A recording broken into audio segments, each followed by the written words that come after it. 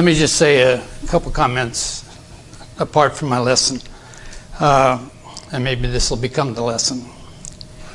Patty talked about Pentecost.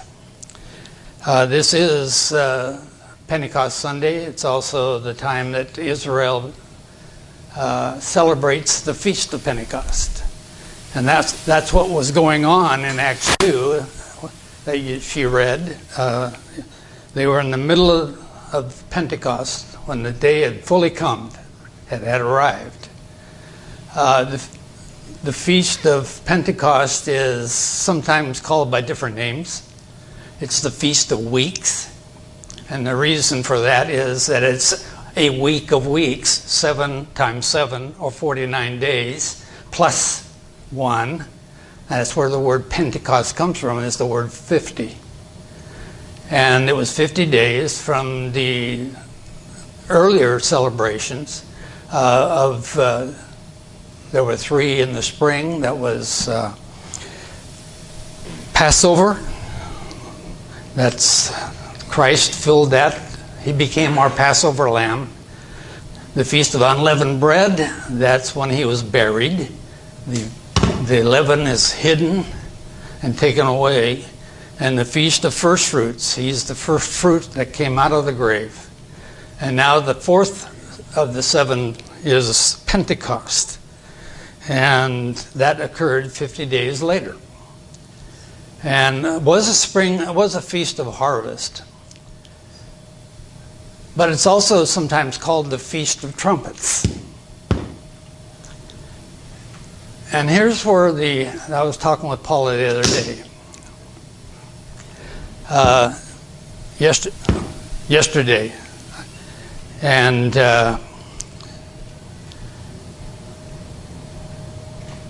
Feast of Pentecost was symbolized in the Old Testament even before God, in Leviticus 23, gave the 7 different feasts that Israel would observe every single year. And before that, it became aware. Once Leviticus 23 came into being by God talking to Moses and he scribing it down, it became apparent that God had already preordained the number 50 for the Pentecost. And that was in that when Israel left Egypt, the children of Israel left, they arrived at Mount Sinai on the 47th day. Moses goes up to the mountain, and God speaks to him, and he says, go down and tell the people to prepare themselves for 3 days, and I'm going to speak to you.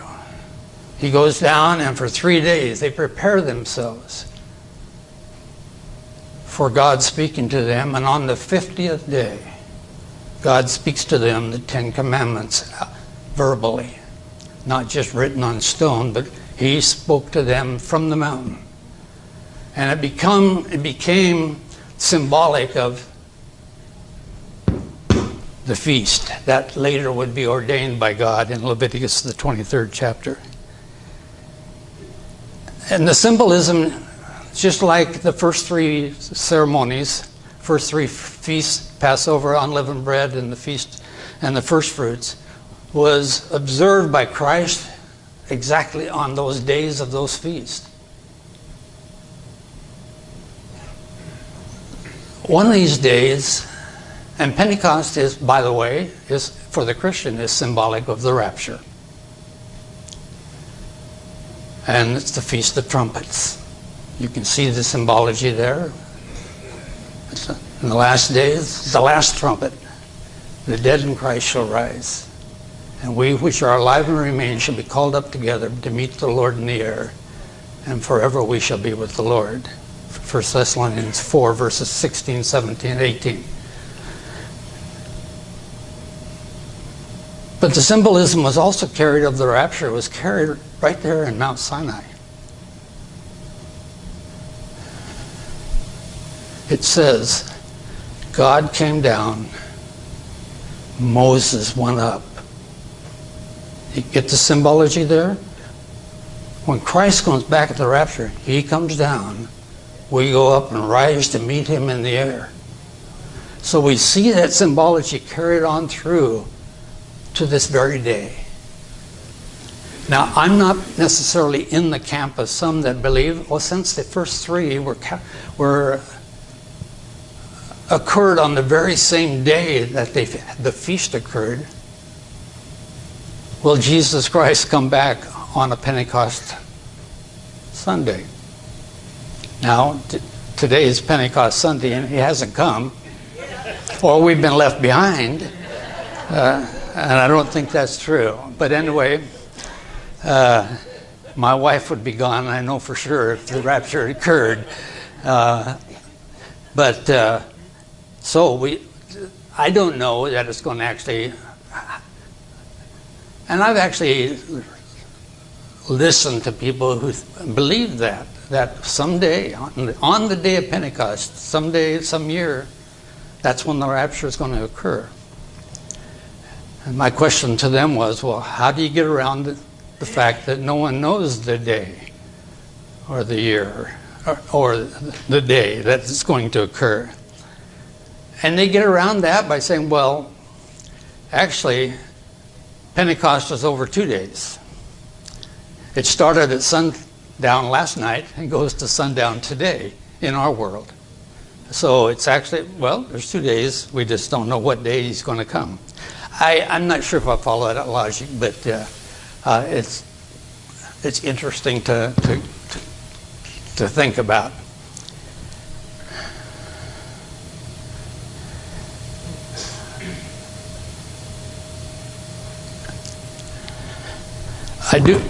I do believe there is great symbology in those feasts.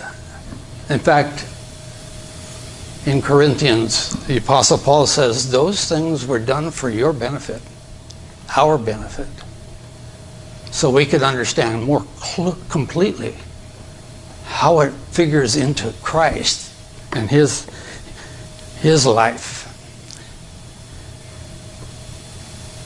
The next feast would be Yom Kippur, the Day of Atonement. I think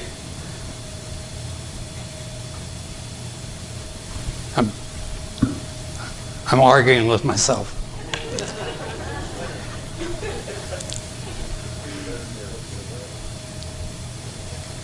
The next feast is the second coming of Jesus Christ. The next feast, I'm going to skip. The seventh feast is the Feast of Tabernacles. And we've taken that word tabernacle and we've turned it into a verb. And we say, that's when Jesus tabernacles with us. And that's what's going to happen. It's literally going to happen when Jesus comes back and we are here for 1,000 years reigning with Jesus Christ. And it's he that comes and lives with us. But not only he, the Father as well. He leaves heaven. You read it in Revelation, the 21st chapter, the first 3 or 4 verses. He leaves what is called heaven today, and he comes to live in the New Jerusalem. That's going to be our abode for all eternity, is the New Jerusalem.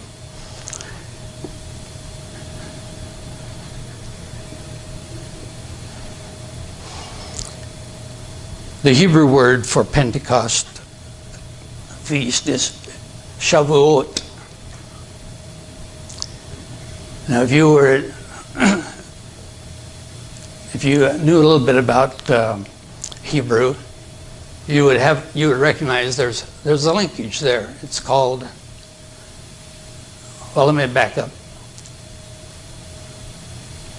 In Hebrew grammar, you've heard me say that when something is plural, you add the letters I am to it, such as goy means Gentile, goyim means Gentiles plural, okay? But that's only true if it's a masculine word. And by the way, in Hebrew, there are very few, and I shouldn't say almost none, very few feminine words in the Hebrew language. But they always end in the letter A. And this is one of them. Shavua. And the plural of that is shavuot. You add an OT to the end of a feminine word to make a plural. Now you've had your Hebrew lesson. But Shavua,